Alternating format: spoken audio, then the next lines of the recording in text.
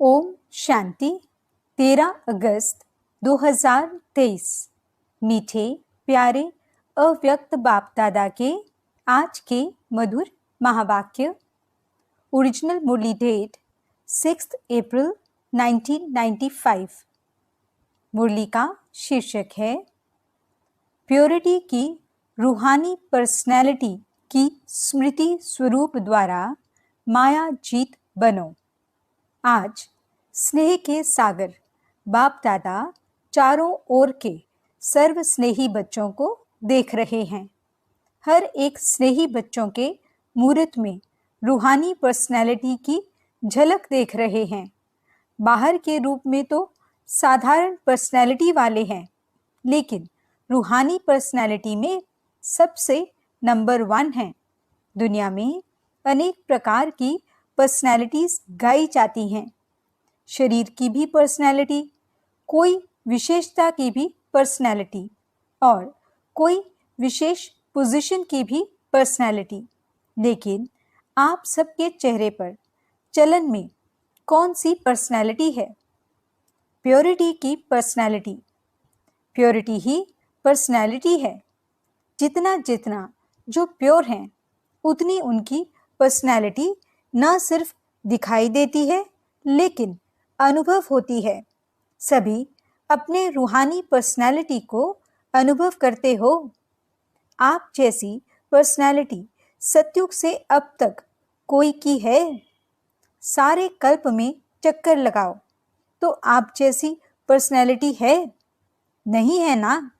तो आपको अपने रूहानी पर्सनैलिटी का नशा है। अनादि काल में तो परम धाम में भी आप विशेष आत्माओं की पर्सनैलिटी सबसे ऊंची है। चाहे आत्माएं सब चमकती हुई ज्योति हैं, लेकिन आप रूहानी पर्सनैलिटी वाली आत्माओं की चमक अन्य सब आत्माओं से न्यारी और प्यारी है। अपने अनादि काल की पर्सनैलिटी को स्मृति में लाओ। आई स्मृति में? देख रहे हो बाप दादा के साथ साथ कैसे रूहानी पर्सनैलिटी में दिखाई दे रहे हैं। अपने आप को देख सकते हो? तो चले जाओ अनादि काल में। कितने टाइम में जा सकते हो? जाने में कितना टाइम लगेगा? सेकंड से कम ना? कि एक दिन 1 घंटा चाहिए? सेकंड से भी कम। जहां चाहो वहां पहुंच सकते हो। तो अनादि काल की अपनी पर्सनैलिटी देख ली। अभी अनादि काल से आदि काल में आ जाओ। आ गए या अभी चल रहे हो? पहुंच गए। तो अनादि काल से आदि काल में अपनी रूहानी पर्सनैलिटी देखो। कितनी श्रेष्ठ पर्सनैलिटी है। तन की भी तो मन की भी तो धन की भी और संबंध की भी, सब प्रकार की पर्सनैलिटी कितनी श्रेष्ठ है। तो आदि काल की पर्सनैलिटी देख रहे हो? कितने सुंदर लगते हो, कितने सजे हुए हो, कितने सुख शांति प्रेम आनंद स्वरूप हो। तो आदि काल में भी अपनी पर्सनैलिटी को देखो। स्पष्ट दिखाई देती है। वह 5000 वर्ष हो गए तो थोड़ा स्पष्ट नहीं है? सभी को स्पष्ट है। होशियार हो सभी। तो आदिकाल भी अपना देख लिया। अभी आओ मध्यकाल में। तो मध्यकाल में भी आपकी पर्सनैलिटी क्या रही? आपके जड़ चित्र कितने विधि पूर्वक पूजे और गाए जाते हैं। चाहे कितने भी धर्मात्मा महात्मा नेताएं पर्सनैलिटी वाले गाए जाते हैं, लेकिन आपके जड़ चित्रों की पर्सनैलिटी के आगे उनकी पर्सनैलिटी कुछ भी नहीं है। जैसे आप सबकी पूजा होती है, वैसे कोई महात्मा या नेता की धर्म आत्मा की विधि पूर्वक पूजा होती है? कभी देखी है? आपके जड़ चित्रों जैसे श्रृंगार किसका होता है? तो मध्यकाल में भी आप आत्माओं के प्योरिटी की पर्सनैलिटी की विशेषता कितनी श्रेष्ठ है। अपना चित्र देखा? आपकी पूजा होती है कि नहीं? सिर्फ बड़े बड़ों की होती है, हमारी नहीं।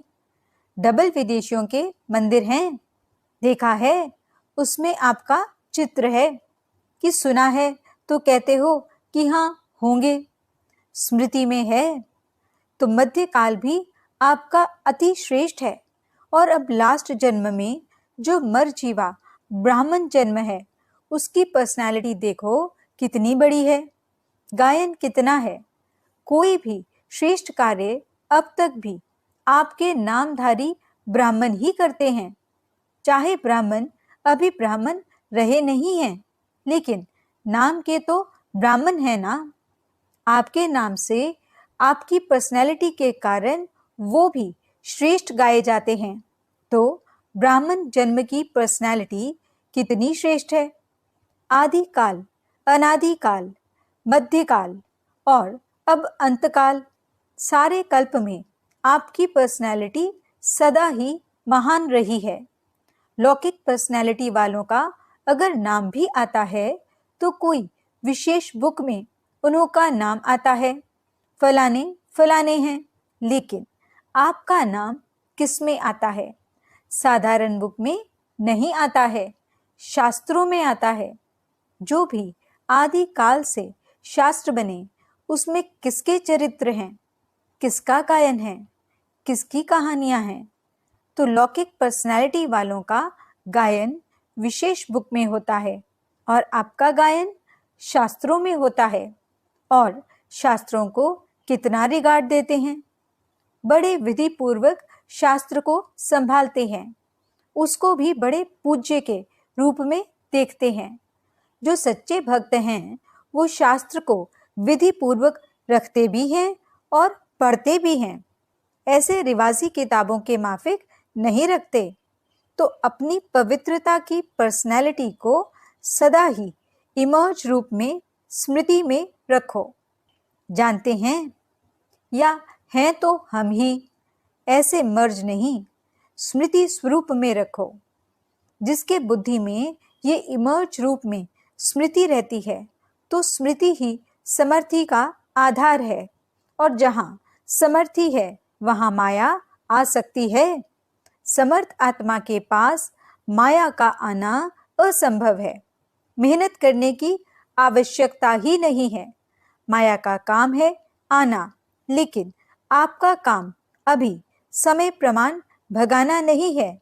माया आई और भगाया नहीं, आपका काम है सदा माया जीत रहना।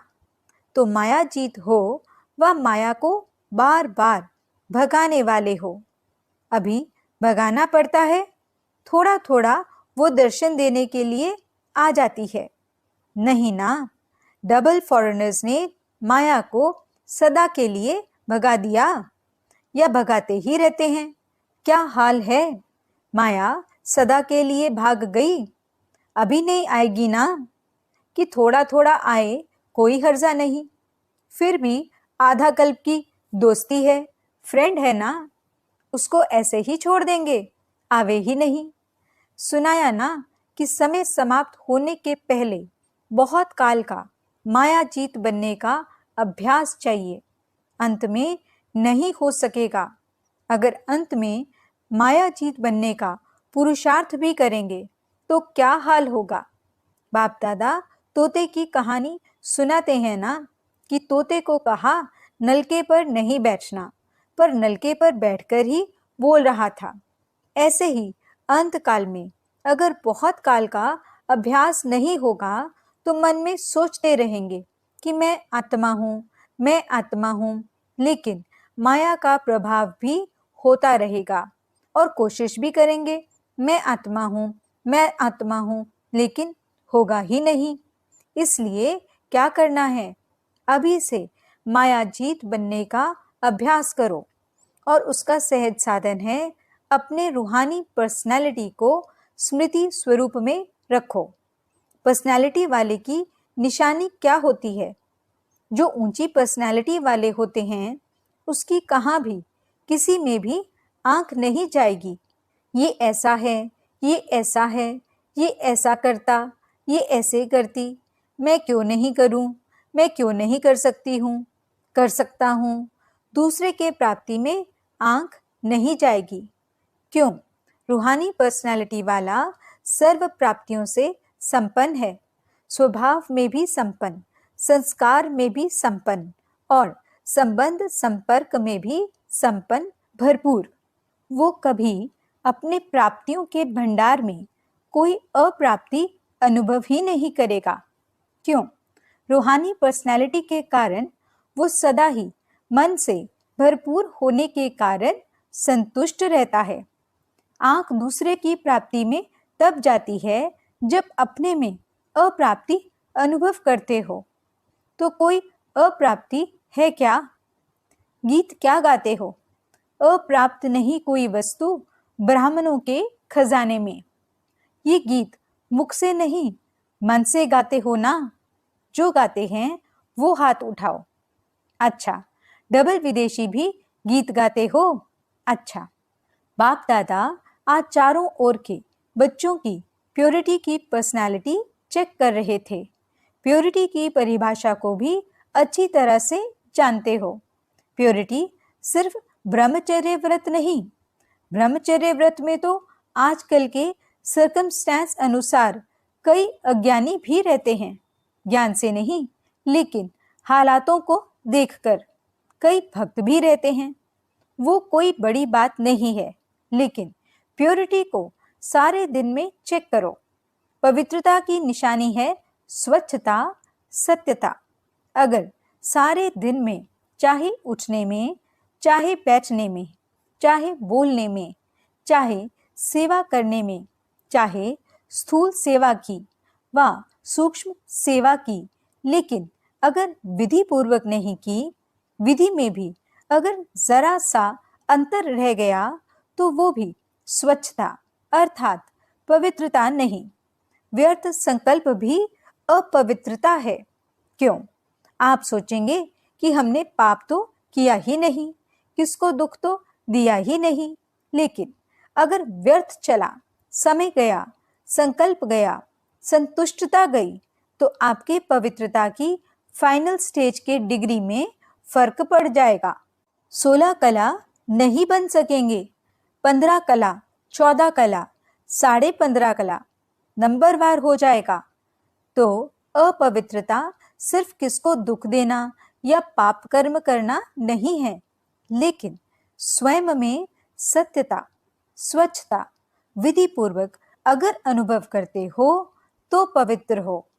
निकल गया, बोलना नहीं था, लेकिन बोल लिया तो इसको क्या कहेंगे? मालिक हैं। इसीलिए अमृत वेले से लेकर रात तक अपने संकल्प, बोल, कर्म, सेवा सबको चेक करो। मोटे रूप से नहीं चेक करो। अगर मोटे रूप से चेक करेंगे तो देखो, चंद्रवंशी को मोटी निशानी तीर कमान दिया है और सूर्यवंशी को कितनी छोटी सी मुरली दे दी है। मुरली कितनी हल्की है और तीर कमान कितना मेहनत का है। पहले तो निशाना लगाते रहो, दूसरा बोझ उठाते रहो, और मुरली देखो, नाचो, गाओ, हंसो, खेलो। तो इसीलिए मोटे मोटे रूप से न पुरुषार्थ का रखो, न चेकिंग का रखो। अभी महीन बुद्धि बनो, क्योंकि समय समाप्त अचानक होना है, बताकर नहीं होना है। बाप दादा ने तो पहले ही कह दिया है कि कोई उल्हना नहीं देना। बाबा आपने बताया क्यों नहीं? बाप कभी भी टाइम कॉन्शियस नहीं बनाएगा। अभी पूरा डायमंड बनना है ना, ये वायदा किया है ना। डायमंड जुबली मनानी है या डायमंड बनना है? क्या करना है? बनना भी है और मनाना भी है, दोनों साथ साथ करना है। तो बाप दादा अगले वर्ष में चेक करेंगे, वायदा निभाया या सिर्फ मुख मीठा किया। तो कौन हो, सिर्फ बोलने वाले हो या निभाने वाले हो? अच्छा देखो, टीवी में आप सबका फोटो आ रहा है, फिर बदल नहीं जाना। मैं था ही नहीं, मैंने नहीं कहा था। बनना तो अच्छा है ना, तो जो अच्छी बात है उसको जल्दी करना चाहिए या देरी से? जल्दी करना चाहिए ना। सेकंड में एवर रेडी बन सकते हो? सेकंड में अशरीरी बन सकते हो कि युद्ध करनी पड़ेगी कि नहीं, मैं शरीर नहीं हूं, मैं शरीर नहीं हूं, ऐसे तो नहीं ना। सोचा और हुआ, सोचना और स्थित होना बाप दादा ने कुछ मिनटों तक ड्रिल कराई। अच्छा लगता है ना? तो सारे दिन में बीच बीच में ये अभ्यास करो। कितने भी बिजी हो, लेकिन बीच बीच में 1 सेकंड भी अशरीरी होने का अभ्यास अवश्य करो। इसके लिए कोई नहीं कह सकता मैं बिजी हूँ। 1 सेकंड निकालना ही है, अभ्यास करना ही है। अगर किसी से बातें भी कर रहे हो, किसके साथ कार्य कर रहे हो, तो उन्हों को भी 1 सेकंड ये ड्रिल कराओ, क्योंकि समय प्रमाण, ये अशरीरीपन का अनुभव, ये अभ्यास जिसको ज्यादा होगा वो नंबर आगे ले लेगा। क्योंकि सुनाया कि समय समाप्त अचानक होना है। अशरीरी होने का अभ्यास होगा तो फौरन ही समय की समाप्ति का वाइब्रेशन आएगा। इसलिए अभी से अभ्यास बढ़ाओ। ऐसे नहीं अगले साल में डायमंड जुबली है तो अब नहीं करना है, पीछे करना है। जितना बहुत काल ऐड करेंगे उतना राज्य भाग्य के प्राप्ति में भी नंबर आगे लेंगे। अगर बीच बीच में ये अभ्यास करेंगे तो स्वतः ही शक्तिशाली स्थिति सहज अनुभव करेंगे। ये छोटी छोटी बातों में जो पुरुषार्थ करना पड़ता है वो सब सहज समाप्त हो जाएगा।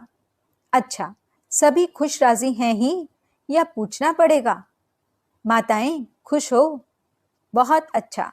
देखो कहां कहां से मेले में पहुंच गए हो। अच्छा चांस मिला ना? नहीं तो डेट का इंतजार करते रहते हैं। हमारा नंबर कब आएगा, हमारा नंबर कब आएगा?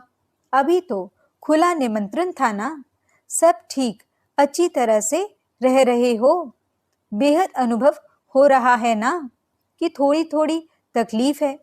बुजुर्ग माताओं को तकलीफ नहीं हुई है। लाइन में लगो तभी खाना मिलेगा। लाइन में लगने में थकावट नहीं होती, मजा आता है। इतना बड़ा परिवार कब मिलेगा? तो परिवार को देखकर हर्षित होते हैं ना। भक्ति मार्ग के मेले से तो अच्छा मिला है ना। और 2 दिन बढ़ा दें कि बस का खर्चा होगा। घर नहीं याद आएगा, नौकरी नहीं याद आएगी। ये भी कुछ नवीनता होनी चाहिए ना। तो ये मेला भी एक नवीनता हुई, नवीनता का अनुभव कर लिया। अभी फिर पुरानी बातें थोड़े ही होगी, नई बातें होंगी ना।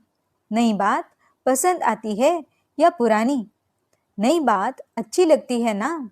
अच्छा, चारों ओर के सर्व रूहानी प्योरिटी की पर्सनैलिटी वाले विशेष आत्माओं को सदा आदि से अंत तक पर्सनैलिटी की झलक दिखाने वाली श्रेष्ठ आत्माएं, सदा पवित्रता, स्वच्छता, सत्यता के शक्ति से स्व को और विश्व को परिवर्तन करने वाले विश्व परिवर्तक आत्माएं, सदा निमित्त भाव से सेवाधारी बन प्रत्यक्ष फल अनुभव करने वाले अनुभवी आत्माओं को बाप दादा का याद प्यार और नमस्ते।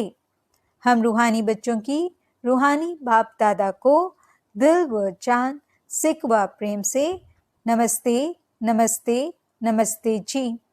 गुड मॉर्निंग बाबा, शुक्रिया बाबा। दादियों से अच्छा रहा मेला, कोई तकलीफ तो नहीं हुई ना?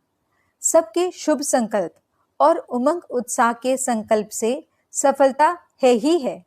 ये संगठन का संकल्प ऐसे होता है जो असफलता को मिटा देता है। जैसे किला होता है ना, तो किला कमजोर तब होता है जब एक भी ईंट हिलती है, और सब ईंटें मजबूत हैं तो किला कभी हिल नहीं सकता। विजय है तो ये भी संगठन से उमंग उत्साह और श्रेष्ठ संकल्प से सहयोग से सफलता हुई पड़ी है। अच्छा लगा और समय प्रति समय और अनुभव करते जाते हैं। पहले क्वेश्चन उठता था होगा, लेकिन जो सोचो उसमें सफलता है ही। तो सफलता मुहूर्त का वरदान संगठन की शक्ति को मिलता है। बाप दादा सदा गुड मॉर्निंग गुड नाइट करते हैं। अच्छा, डबल विदेश उड़ रहा है ना? अच्छा है। ओम शांति। वरदान, स्वराज्य अधिकारी बन कर्मेंद्रियों को ऑर्डर प्रमाण चलाने वाले अकाल तख्त सुदिल तख्त नशीन भव। मैं अकाल तख्त नशीन आत्मा हूँ, अर्थात स्वराज्य अधिकारी राजा हूँ।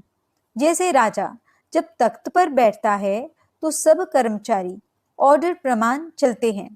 ऐसे तख्त नशीन बनने से ये कर्मेंद्रियां स्वतः ऑर्डर पर चलती हैं। जो अकाल तख्त नशीन रहते हैं उनके लिए बाप का दिल तख्त है ही, क्योंकि आत्मा समझने से बाप ही याद आता है। फिर न देह है, न देह के संबंध हैं, न पदार्थ हैं, एक बाप ही संसार है। इसलिए अकाल तख्त नशीन बाप के दिल तख्त नशीन स्वतः बनते हैं। स्लोगन, निर्णय करने, परखने और ग्रहण करने की शक्ति को धारण करना ही होली हंस बनना है। अच्छा, ओम शांति।